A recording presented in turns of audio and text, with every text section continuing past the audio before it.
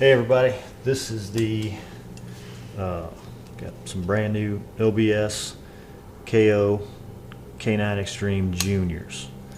So I showed you guys these traps a while back, and I got some more. So I just got back from the LKL trapping experience in Minneapolis, Kansas at Pipe Creek Outfitters with Kendall Obermeyer, the guy that makes these, Lisa Rousat from Rousat Baits, and Leon Winchell from Top Lot Stretchers, and it was an awesome time.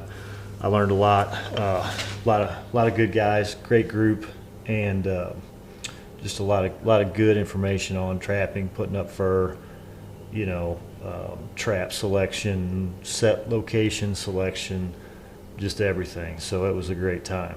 I just got these at the LKL experience though. These are 4-coil outside lamb K9Xtreme Juniors, and I'm going to show you how I set them up once I get them. So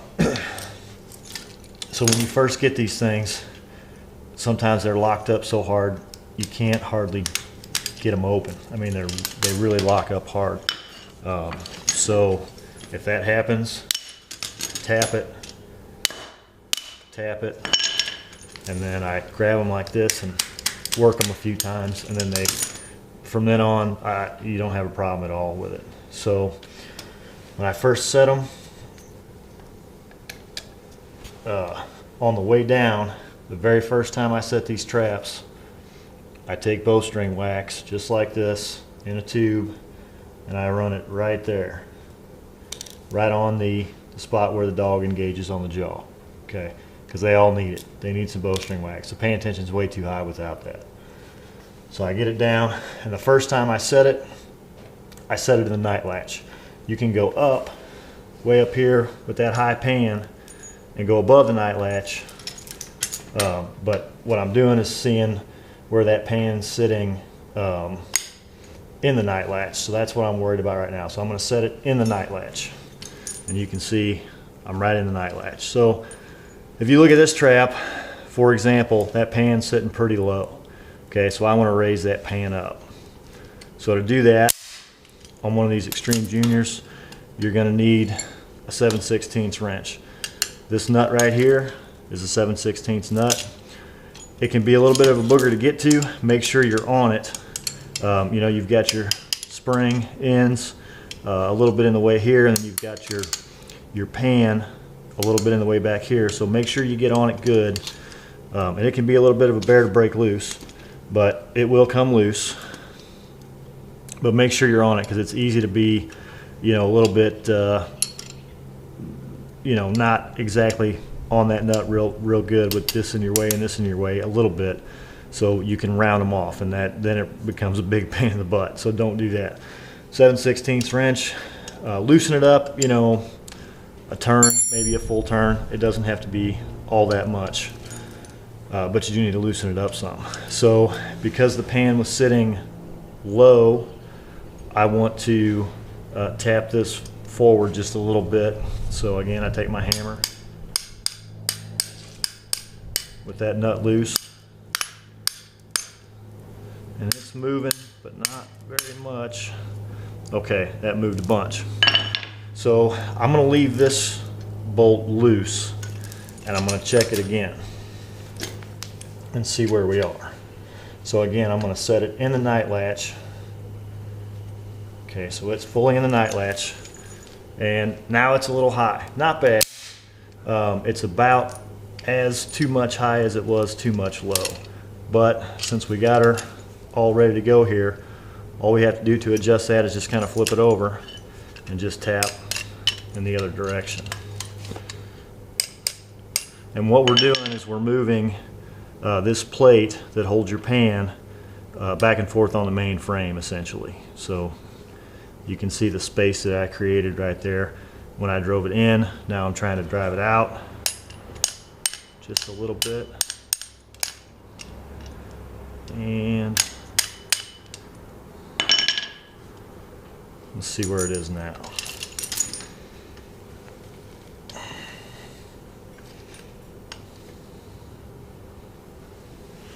In the night latch, and oh yeah, that looks good. So that's nice and level. My jaws are sitting nice and level, and that's right where I want it. So fire it again, and then I'm going to tighten that down. So go back with your 7/16 wrench. Again, make sure you're on that nut good, because you don't want to round it off. Especially when you get where you're going to, you know, kind of bear down on it and really tighten it. Tighten it down. Set the trap one more time. All the way down now. All the way up onto the night, or above the night latch. Then we're going to reach in and bring it down to the night latch. And there you go. Nice level pan, and nice pan tension, because we put our bowstring wax on that spot. Now, what I'm going to do, I like the J.C. Connor T-bar shock springs. Kendall sells these as well. You know, are they necessary? I don't know, but I like them, so I put one on all the traps. So I count down 6 chain lengths. 1, 2, 3, 4, 5, 6. I'm going to cut that 6th chain length. Puts it right about in the middle of the chain. So pair of bolt cutters. Just pop that link. Then I'm going to take the shock spring,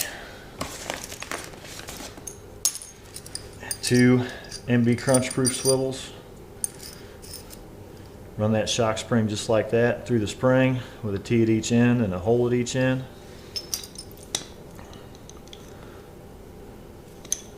Open up the J-hook. Run it through there. Another cool trick that I learned at the school. Sometimes whenever I'm tightening these down, closing these J-hooks, that one's closed. That one closed fine. But occasionally when I go to close these J-hooks, they just don't want to close all the way. So Lee Rousset had a good tip that a pair of fence pliers actually can be used as a J-hook tool, but especially on closing them, they really work well. So if you know, are working with J-hook pliers, and for whatever reason you get one, and I think it's because of the way, you know, there's just a lot going on. You got this T-bar going through, and you know, sometimes when you're closing them, your chain's larger or smaller. So you know, things can get in the way, and with that swivel, it can be kind of hard for the J-hook pliers to kind of line up on the J-hook the way that they're designed to. So sometimes, as you're closing them, you'll notice that they're just not quite closing all the way. And if you run into that, fence pliers, just grab it like you would with the J-hook pliers and squeeze, and it works like a charm. So it's a good little tip. I open that one up, put the rest of my chain back at the other end. Oh, and here's one that's going to do it to me right here. So that's about as far as I could close that J-hook with the J-hook pliers. I just didn't want to close anymore. So I'm going to grab that with the fence pliers and fully close that J-hook to make sure I don't have any issues with, you know, with it coming loose on me. So then I'm going to add, I'm going to reach over here. Then I'm going to add another J-hook at the end of the last swivel, and I'm just going to close it enough that it won't fall out, right? So whenever I get to wherever I'm going, I've got some drags and I've got some wolf fang earth anchors. You know, a lot of times, you know, a couple days before, a week before, I'll already have the earth anchors or the drags already hooked on to these, if I know in advance exactly how I'm going to set that line. But if I'm not sure, if I get there and go, man, this is probably better set up for drags than it is for earth anchors, and I've already got them set up or whatever, I'll just take my J-hook tool, pop them open, change them out. But I leave this J-hook on the traps, you know, hopefully that way I mean, I keep some spares too. You should always have some spares, because every once in a while you'll open one of these up and they'll twist funny, and you know, over time they do get weak. You'll feel it as you're closing them that they're not as strong as they were. So if you feel one that's weak, you know, it's probably a good idea to change it out for a new one. But last thing I do is take a trap tag and attach it here. And this hook is old, or this little trap tag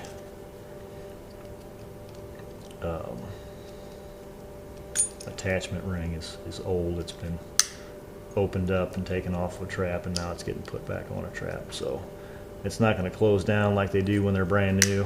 When they're brand new, they close, you know, real tight, real close together. But it's on there. It's not going anywhere. I'm not worried about it at all. So I just wrap that tag around, and that's it. And with these traps, you know, they're already coated, and that coating is some pretty amazing stuff. It really works well. It's not powder coating. And Kendall must have told me what the coating was 4 times at that LKL trapping experience, and I can't remember. It's something that they use on tractor parts, I believe, but it is extremely hard, and it doesn't flake off like powder coating. And I've caught, you know, several coyotes and coons in these traps, and I mean, you can't see any damage to them whatsoever. There's no damage to that coating whatsoever. So it's very, very tough stuff. I think he said he's run 4 or 5 seasons, and he's just now thinking that maybe he needs to recoat them. So, and he runs them hard, a lot harder than I do. He's catching a lot more critters than me. So anyway, that's No BS KO K9 Xtreme Junior. That's how I set mine up. That's how I adjust them when I get them. And so if you get some and you are wondering, you know, what to do to adjust the pan, I leave the pans floppy on all of mine. I think that's, you know, the pan tension between the dog notch and this, you know, this piece of metal that's welded in to get it below the jaw. It's plenty. But, you know, put a little bowstring wax on it actually, because whenever you first get them, it's probably too high. But once you get that bowstring wax on there, snap them off a couple of times, you know, that pan tension is going to fall in right about where you want it, and that's it. Thanks.